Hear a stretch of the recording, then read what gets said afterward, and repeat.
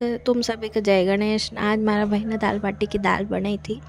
तो ना ओका अंदर उन मिक्सर का जार में प्याज ने हरी मिर्ची ने लसण नाखी कर उन मिक्सर में पीसी लिया आधा अधूरा।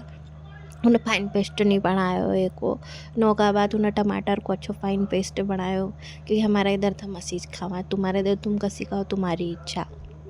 ओका बाद ने एक कढ़ाई ली, ओका में खड़ी लाल मिर्ची रही न तेज पत्ता नाखी कि आधा अधूरा कटेला प्याज मिक्सर में जो घुमाया था वो नाखी दिया।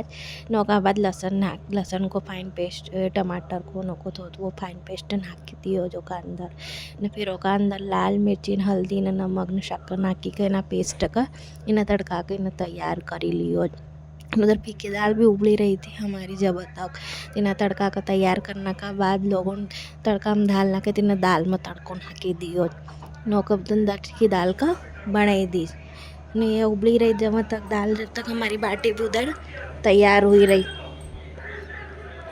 दाल उबलने का बाद वह भी उबली उबली के बाहर आई रही थी कि हमारी दाल देखो कैसी तैयार हुई रही न फिर ओका बाद बाटी जब तक बनी गई थी और दाल बाटी हमारी तैयार हुई गई।